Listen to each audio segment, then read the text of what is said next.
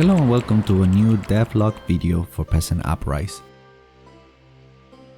This week I want to highlight the changes in the economy system that I've implemented. When building a game which levels are not necessarily linear, you have to give a reason to head on a particular direction versus another. You're not completing a level just because it's on your way to your objective. In fact, it may be out of your way. But moving away from the most direct path can bring you some interesting rewards. So I have to give incentives for players to explore and go in other directions. Aside from different quests, loot and possible peasants, an important part is also the economy and placing different types of markets in different levels.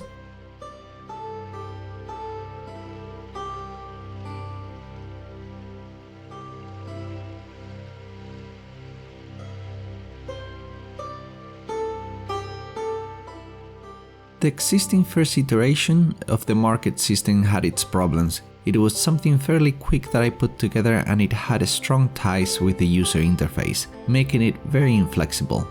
Real estate was also pretty tight and it made it difficult to add more items.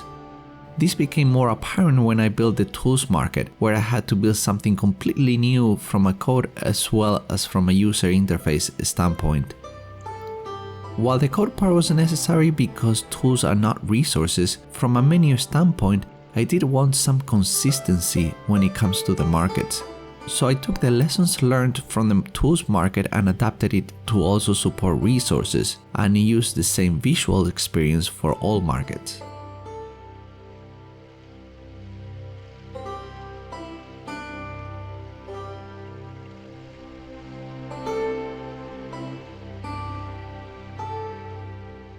This is how the general market used to look. It looks nice still, but like I mentioned, the code needed some refactoring, and I was running out of space when counting the number of items the general store needed to support.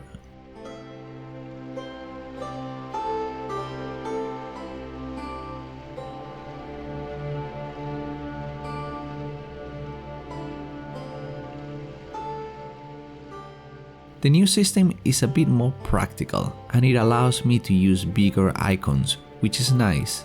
It stacks up items nicely both vertical and horizontally, in a way that adding a new item in a row would automatically adjust everything else in that row. It now supports 15 items per market when before it supported 11, so that's an improvement as well. I of course had to put together different looking markets, and I personally like the textiles market quite a bit. And while some markets currently don't offer a lot to sell, again it allows me to place a particular market with a set of resources in a given level without having to always be a general market. I also hope that with time new items will be added that will fill up these markets a bit more. Additionally, now the tools market looks just like another market, because the player will not know or care that it's managed by a different code implementation, so it does look more in sync with the rest of the markets. As you can see now, we have a good collection of marketplaces.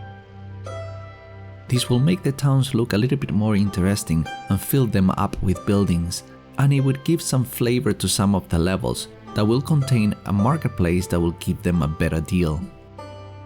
Moving along to the questions and answers section, 03 asks, what are my plans for the future? My goal was always to go commercial, so yes, I'm planning to publish the game on Steam when it's ready. However, I'm not just looking at Steam, but there are also other marketplaces that I can publish the game. Other ways to finance this project might include a Kickstarter campaign, but I'll have to do some research first to see what the potential is for this type of project and the timing, effort and cost that will take to not only create the Kickstarter project and campaign but also to market it. From Alligator asks if there is a way for the player to choose their dialogue. Short answer is yes. In certain dialogues, the player will be presented with a menu of options to choose from that will kick off a different dialogue path. Also, in quests where persuasion is involved, your options will make your charisma requirements higher or lower. so it would not just display different dialogue, but depending on your dialogue choices, you'll have a better chance of success. Astor asks if there will be any kind of boss stage. Well, yes, there will be what you would call bosses, although this is not a fantasy game that you will see a giant monster.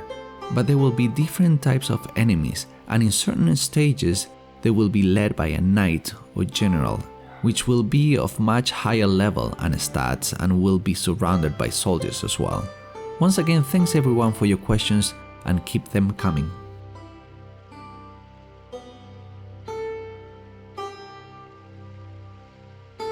With that said, please like and subscribe, and I'll see you on the next update.